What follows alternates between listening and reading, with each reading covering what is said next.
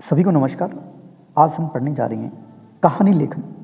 कहानी का लेखन किस तरह से किया जाता है और कहानी में क्या क्या घटनाएं या पात्र या उनके उद्देश्य क्या होते हैं, उसी के बारे में पढ़ेंगे। कहानी की जो परिभाषा है वो देखिए, कहानी किसी घटना, पात्र या समस्या का क्रमबद्ध ब्यौरा होता है जिसमें परिवेश हो, द्वंद्वात्मकता हो, कथा का क्रमिक विकास हो और चरम उत्कर्ष का बिंदु हो, उसे कहानी कहा जाता है।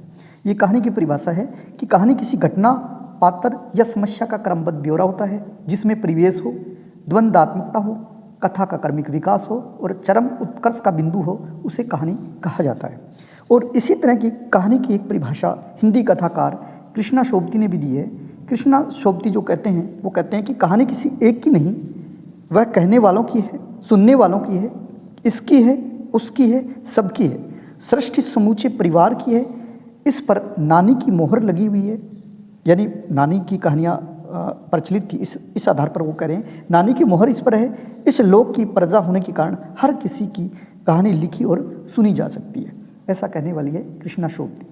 आगे हम बात करते हैं कि जहाँ तक कहानी के इतिहास का सवाल है वह उतना ही पुराना है जितना मानव का इतिहास, क्योंकि कहानी मानव स्वभाव और प्रकृति का हिस्सा है। यानी जब से ये मानव का इतिहास माना जाता है तब से लगा के कहानी उतनी ही पुरानी मानी जाती है और धीरे धीरे कहानी का विकास होता गया। जैसे कथाकार कहानी सुनाते थे तो किसी घटना, युद्ध, प्रेम, प्रतिशोध के किस्से भी सुनाए जाते थे। मानव स्वभाव का एक गुण रहा है वो है कल्पना का। तो जब भी कोई कहानी सुनाते थे उसमें कि कल्पना का समावेश किया जाता है। ऐसे ही सच्ची घटनाओं पर आधारित कथा कहानियाँ सुनाते सुनाते उसमें कल्पना का सम्मिश्रण होने लगा। और आज जो मौखिक कहानियाँ की परंपरा है हमारे देश में, जो हमारे देश में बहुत पुरानी है, और प्राचीन काल से मौखिक कहानियों की लोकप्रियता इसलिए भी थी कि इससे बड़ा संचार का कोई साधन नहीं था। यानी उस समय जब मौखिक कहानियाँ सुनाई जाती थी उसमें संचार का सबसे बड़ा साधन ही क्या होता था? कहानियाँ होती थी। इस कारण धर्म प्रचारकों ने भी अपने सिद्धांत और विचार लोगों तक पहुँचाने के लिए कहानियों का सहारा लिया। यही नहीं, हमारी जो शिक्षा प्रणाली है, हम जो शिक्षा देते हैं पढ़ाने के लिए, उसमें भी कहानी का उपयोग किया जाता है। जैसे पंचतंत्र की कहानियाँ हैं, उसके माध्यम से हम शिक्षाप्रद बातों को बताने का प्रयास करते हैं। अब देखिए, मेन जो मुख्य बिंदु बनता है, कहानी का केंद्रीय बिंदु है कौन? वो होता है कथानक। अब कथानक है क्या, इसके बारे में देखिए। कथानक क्या होता है? कहानी का वह संक्षिप्त रूप जिसमें प्रारंभ से लेकर अंत तक कहानी की सभी घटनाओं और पात्रों का उल्लेख हो, यानी कथानक उसे कहते हैं। वैसे कहानी का केंद्रीय बिंदु है वो है कथानक। और कथानक है क्या? कथानक होता है वह संक्षिप्त रूप जिसमें प्रारंभ से अंत तक कहानी की सभी घटनाओं और पात्रों का उल्लेख हो। मतलब जो कहानी का सारांश है, वो सारांश है ना, वो क्या है? कथानक है। यानी कथानक कहानी का एक प्रारंभिक नक्शा होता है, यानी प्रारंभिक नक्शा हो गया कहानी का, जिससे हमें पता चल जाए कि इस कहानी में है क्या। अब देखिए, कहानीकार की कल्पना, यानी कहानीकार है वो कल्पना करता है तो वो कैसी होनी चाहिए? कहानीकार की कल्पना कोरी कल्पना नहीं होती, ऐसी कल्पना नहीं होती जो असंभव, बल्कि ऐसी कल्पना होती है जो संभव हो। यानी कहानीकार भी उन कल्पनाओं का समावेश करता है जो कि संभव हो, असंभव हो ऐसी कल्पनाएं नहीं करता वो। उसके बाद में बात करते हैं कथानक में प्रारंभ, मध्य और अंत, अर्थात कथानक का पूरा स्वरूप होता है।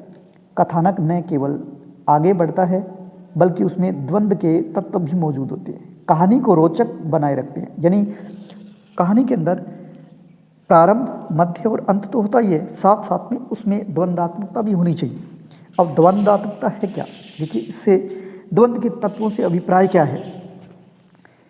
यह यानी द्वंद्व तत्व है, उससे अभिप्राय यह है कि परिस्थितियों में इस काम के रास्ते में एक बाधा हो, या हो सकता है कि बाधा के समाप्त हो जाने पर, किसी निष्कर्ष पर पहुंचने पर कथानक पूरा हो जाए, यानी कहानी है उसका अंत हो जाए। अंत तक कहानी में रोचकता बनी रहनी चाहिए। यह रोचकता किसके कारण होती है? द्वंद्व के कारण ही बनी रहती है। द्वंद्व जब तक नहीं होता तब तक कहानी में रोचकता नहीं आती। कहानी को प्रामाणिक और रोचक बनाने के लिए देश, काल, वातावरण तथा स्थान का ध्यान रखना आवश्यक है। लेखक कहानी में खुद ने बोलकर उनके क्रियाकलापों और संवादों के माध्यम से चरित्र को सशक्त बनाता है। ध्यान रखिए, कहानीकार है उसमें वो ऐसे पात्रों का संवाद सशक्त बनाता है, जिससे क्या है जब भी कोई पात्र बोलता है तो हमें पात्रों के हिसाब से, उसके चरित्र वर्णन से या उसके बोलने के तरीके से पता चल जाता है कि उसका कहानी में रोल क्या है। संवाद ही कहानी को स्थापित करते हैं, विकसित करते हैं और कहानी को गति प्रदान करते हैं। जो घटना और प्रतिक्रिया कहानीकार की होती है या हुई नहीं दिखा सकता, यानी कि जो घटना और प्रतिक्रिया कहानीकार की होती हुई नहीं दिखा सकता, यानी कोई घटना है उसको कहानी के अंदर नहीं दिखा सकता, तो वो संवादों के माध्यम से सामने लाता है। यानी संवाद है, उनसे हमें पता चल जाता है कि इस कहानी में कौन बोल रहा है, उसका संवाद से पता चल जाता है कि वो किस पात्र का अभिनय कर रहा है। द्वंद्व कथानक को आगे बढ़ाता है। संवाद पात्रों के स्वभाव और पूरी पृष्ठभूमि के अनुकूल होने चाहिए। संवाद लिखते समय लेखक गायब हो जाता है, यानी संवाद जब भी किसी का लिखे तो लेखक अपने आप गायब हो जाता है और पात्र स्वयं संवाद बोलने लगते हैं। उदाहरण के रूप में हम समझ सकते हैं, जैसे किसी मजदूर के संवाद ऐसे होने चाहिए जिससे केवल संवाद सुनकर ही श्रोता को पता चल जाए कि कौन बोल रहा है। मान लो उस कहानी में कोई मजदूर बोल रहा है, तो मजदूर अपनी दयनीय स्थिति के बारे में वर्णन करेगा तो हमें उससे पता चल जाएगा कि वो मजदूर है और यह आदमी क्या करता है, आदि आदि उसके बारे में हमें पता चल जाता है। अब ये संवाद कैसे होने चाहिए? संवाद छोटे होने चाहिए, स्वाभाविक होने चाहिए और उद्देश्य के प्रति सीधे लक्षित होने चाहिए। यानी संवादों का अनावश्यक विस्तार नहीं होना चाहिए, बहुत सी जटिलताएं पैदा कर देता है अगर उसका अनावश्यक विस्तार हो तो। यानी संवाद ऐसे होने चाहिए जो छोटे हो और स्वभाव और उद्देश्य के प्रति लक्षित हो, यानी उससे संबंधित हो, ऐसे ही संवाद होने चाहिए।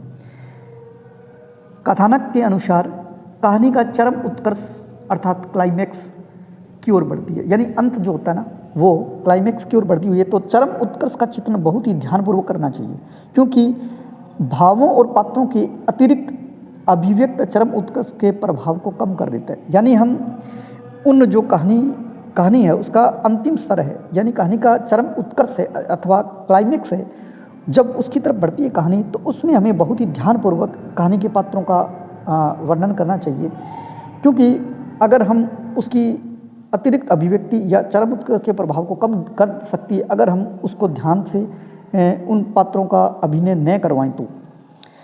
कथानक के बुनियादी तत्वों में द्वंद्व का महत्व बहुत ही अधिक है। द्वंद्व ही कथानक को आगे बढ़ाता है। ध्यान रखना ये कहानी के बारे में, कहानी में द्वंद्व जरूरी है। कहानी में द्वंद्व दो विरोधी तत्वों का टकराव होता है। देखो द्वंद्व का मतलब होता है टकराव, द्वंद्व मतलब लड़ाई। किसी खोज में आने वाली बाधाएं अंतर्द्वंद आदि के कारण पैदा होती है। कहानीकार अपने कथानक में द्वंद्व के बिंदुओं को जितना स्पष्ट रखेगा कहानी उतनी ही सफलता से आगे बढ़ेगी। और कहानी लेखन सीखने का सबसे अच्छा तरीका है अच्छी कहानियाँ पढ़ी जाए और उनका विश्लेषण किया जाए। कहानी में मुख्यतः 6 तत्व होते हैं। ये 6 तत्व कौन कौन से? मुख्यतः 6 तत्व है। एक तो होता है कथानक, दूसरा होता है संवाद यानी कथा कहने वाला, तीसरा होता है पात्र यानी जिसके चरित्र का वर्णन करे, और चौथा है देश काल या वातावरण, और पांचवा है भाषा शैली, और अंतिम होता है उद्देश्य या क्लाइमैक्स चरम उत्कर्ष। इस तरह हमारी कहानी है वो पूरी हो जाती है। उम्मीद करता हूँ कहानी के बारे में आपको ये वीडियो अच्छा लगे। जय हिंद, जय भारत।